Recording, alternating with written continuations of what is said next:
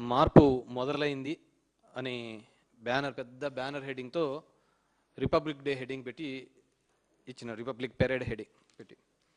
దీంట్లో బాగా చూస్తే కన్నా వెనకల ఒక 2 బిల్డింగ్లు ఎప్పుడో 14 నుంచి 19 టైంలో మొదలుపెట్టిన 2 బిల్డింగ్లు మొదలుపెట్టి దాన్ని ఇప్పుడేదో కొత్తగా కట్టినట్టు, కొత్తగా ఈ ప్రాంతం అంతా అభివృద్ధి చెందుతున్నట్టు ఒక మభ్యపెట్టే ప్రయత్నం ఈ ప్రభుత్వం చేస్తుంది.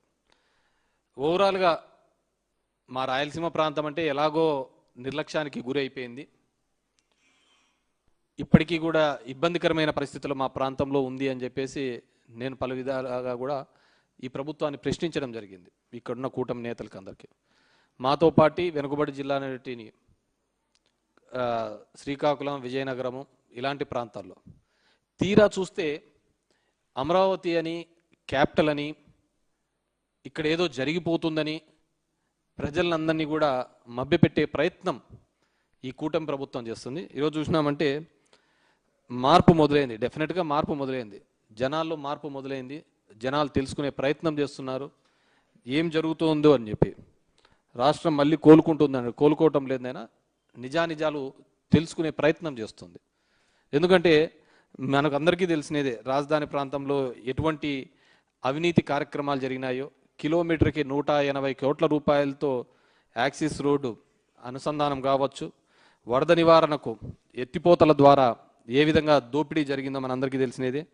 అదేవిధంగా ఇప్పటికీ 47,000 కోట్ల రూపాయలకు సంబంధించిన అప్పు తీసుకొని వచ్చే కార్యక్రమం చేస్తూ అది ఏ విధంగా పనుల రూపంలో, పర్సెంటేజ్ రూపంలో ఏ విధంగా ఇక్కడ దోపిడీ గురవుతోందో మనమందరం కూడా మన కళ్ళెదుటే కనపడుతున్న అంశం.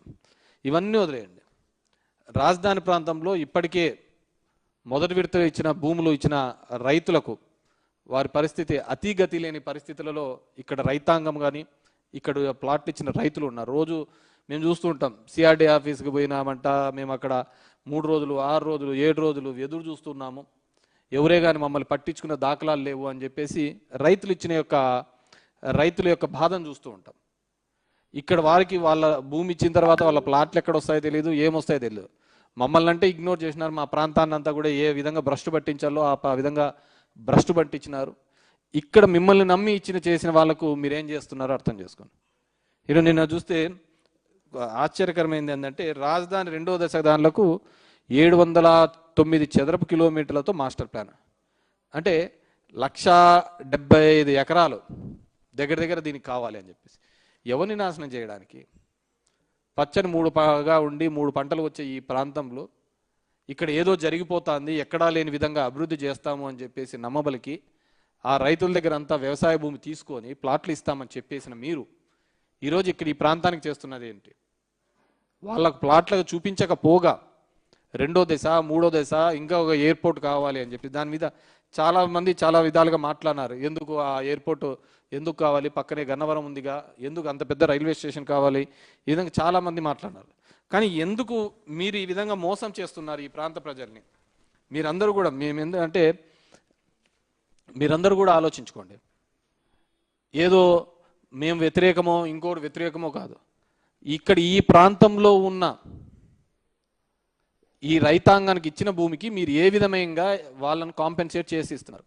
మీరు నిన్న రిపబ్లిక్ డే దాంట్లో చూస్తేనే ఎంత డొల్లగా ఉందో అర్థమవుతోంది. మీరు చేసిన పెరేడ్లోనే ఎప్పుడో 14 నుంచి 19 వరకు కట్టించిన స్టాఫ్ క్వార్టర్స్ని చూపించేసి మీరు చేసే ప్రయత్నం చేస్తున్నారు. ఏమన్నా అంటే నీళ్లు పంప్సెట్లు కొట్టాలా, పంప్సెట్లకు 300 కోట్లు అవుతుంది, 400 కోట్లు అవుతుంది, 500 కోట్లు అవుతుంది. దేశంలో ఎవడైనా కానీ కంపచెట్లు తీయడానికి 330 కోట్లు వాడతారండి? ఇదేం ఒక రోజుతో ఆగిపోయేదే? ప్రతి సంవత్సరం పీకాల్సిన కంపచెట్లే కదా, ఒక పూటతో ఆగిపోయే కంపచెట్ల. మళ్ళీ వర్షం పడుతుంది, మళ్ళీ కంపచెట్లు వస్తుంది. మళ్ళీ ఏమైనా ఈ ప్రాంతంలో జరిగి ఉంది అంటే అది కంపచెట్లు తీసేది, దాంట్లో దోపిడీ మాత్రం లేదు. కేవలం పనుల రూపంలో పర్సంటేజీలు దోచుకోవడానికి మాత్రమే ఈ ప్రభుత్వం పనిచేస్తుంది. ఎక్కడో చూసా లోకేష్ ఇంతవరకు మాట్లాడతా, మేమేం చేయగలుగుతామో అన్నీ అనుకుని అన్నీ చేయలేం కదా అనే పద్ధతిలో ఏదో పార్లమెంటరీ వాళ్ళ మీటింగ్లో మాట్లాడడం జరిగింది. కాబట్టి మీరందరూ కూడా, మనందరం కూడా ఆలోచించాల్సింది, జనాల్ని ఏ విధంగా మోసం చేస్తున్నారు, ఏ విధంగా వాళ్ళు ఇచ్చిన హామీలు. నిన్న ఎక్కడో ఎన్డీటీవీ ఇంటర్వ్యూలో చూసినాం, 20 లక్షల కోట్లు తీసుకొని వచ్చినామని. మళ్ళీ 20 మిలియన్ జాబ్స్ అనే ఏదో తీసుకొని వచ్చినా మళ్ళీ దాన్ని సరి చేసుకునే ప్రయత్నం చేసినారు. 20 లక్షల ఉద్యోగాలు ఎక్కడికి వచ్చినాయప్ప? డేటా రిలీజ్ చేయండి, ఏ కంపెనీలలో ఎన్నెన్ని ఉద్యోగాలు ఇచ్చినామో రిలీజ్ చేయండి. రిలీజ్ చేసే స్థితిలో మీరున్నారా? ప్రతి ఒక్క చోట కూడా ఒక దోపిడీ చేసే కార్యక్రమాలు తప్ప వేరేది ఏదే కానీ ఈ ప్రాంతంలో కనపడటం లేదు. అంతకు మించి మిగతా చోట్ల ఏమైనా చేస్తున్నారా అంటే అది లేదు. తెచ్చిన అప్పంతా ఎక్కడికి పోతోంది? ఇక్కడ మేము అడగదలుచుకునేది ఒకటే, తెచ్చిన డబ్బులంతా ఎక్కడికి పోతున్నాయి? ఈ ప్రాంతంలో అభివృద్ధి పేరుతో తీసుకొని వస్తున్న నిధులు ఇక్కడ అభివృద్ధి జరగటం లేదు. అది జరగకపోగా ఇంకా భూమి కావాలి, భూమి కావాలి, భూమి కావాలి అన్నారు. మీరు చేస్తున్న దానికి చూస్తే అంటే ఇటువైపు నెల్లూరు సరిపోదు, ఇటువైపు చూస్తే భీమవరం వరకు కూడా భూములు సరిపోవు. మేము కోరుకునేది ఒకటే, మేము ఈ ప్రాంతానికి వ్యతిరేకంగా కానీ ఇంకో విధంగా కాదు, ఇక్కడ చూపిస్తున్నటువంటి శ్రద్ధ మిగతా ప్రాంతాల మీద చూపించండి. అన్ని ప్రాంతాలు సమతుల్యంగా ఉండాలి అనేది మేము కోరుకుంటుంది.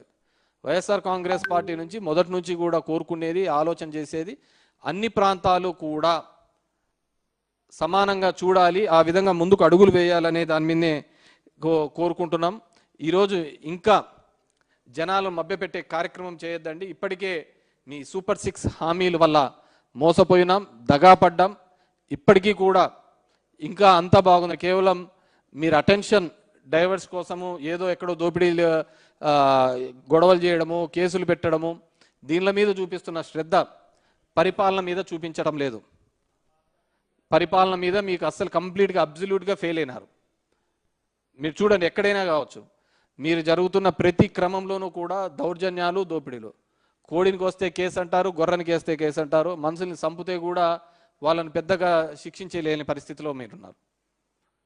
కాబట్టి ఈరోజు వైఎస్ఆర్సీపీ తరఫున ఒకటే మేము అడుగుతున్నాం, అన్ని ప్రాంతాలు సమగ్ర అభివృద్ధి చేయండి. కేవలం పేపర్ల మీద కాదు, ఫీల్డ్ లెవెల్లో అభివృద్ధి చేయాలి.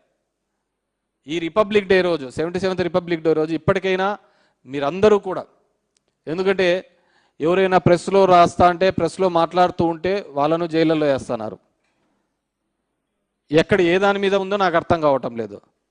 ఇంకా 77 సంవత్సరాల స్వతంత్ర భారతంలో ఇంకా ఈ అరాచక పాలన ఏంటో నాకు అర్థం కావటం లేదు. ఇంకా మభ్యపెట్టడం, మోసం చేయడం, ఒక నెరేటివ్ని బిల్డప్ చేసి దాని మీద ఎస్టాబ్లిష్ చేసుకుంటూ పోతుంది ఈ ప్రభుత్వం. డెఫినెట్గా ఇప్పటికైనా మానుకొని రాబో కాలంలో ఖచ్చితంగా ఈ రాష్ట్రం యొక్క సమాభివృద్ధికి తోడ్పడాలి. ఎందుకంటే మీరు ఎప్పుడు జగన్మోహన్ రెడ్డినితో కంపేర్ చేస్తూ అంటారు, అతనేంది నాకు ఇది ఇదని. మన లోకేష్ పోయినప్పుడు కూడా అంటాడు ఏడుపు కొట్టు బ్యాచ్లు. ఎవడు ఏడుపు కొట్టు బ్యాచ్లు? మీరు కాదా ఏడుపు కొట్టు బ్యాచ్లు?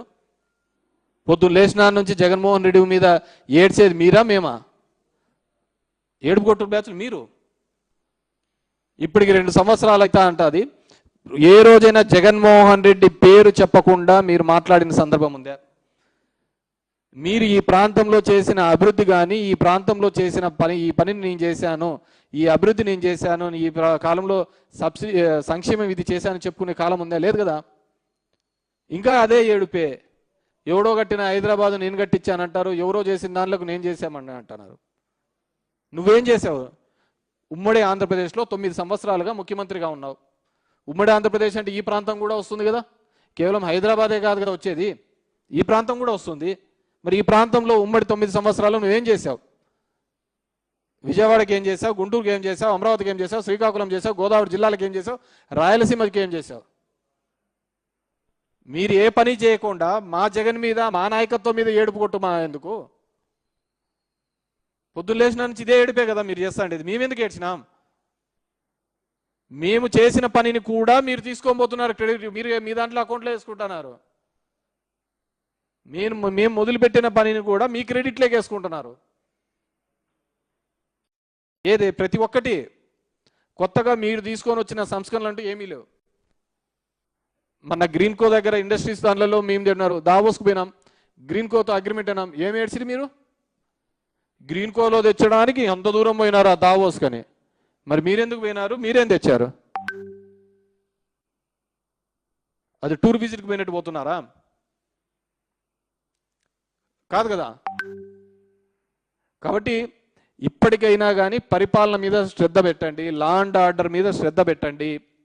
మీరు ఇదే విధంగా బలవంతంగా నోటికొచ్చినట్టు మాట్లాడుతూ ప్రజల్ని ఇబ్బంది పడి చేస్తూ కార్యకర్తలను కేసుల్లో పెట్టించి నోరు మూపించాలనే ప్రయత్నం చేస్తే అది ఖచ్చితంగా మీకే రివర్స్ అవుతుంది.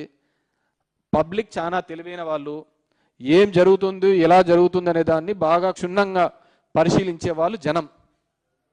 నువ్వు నేను అంతా బాగుంటుంది అనుకుంటుంటాం.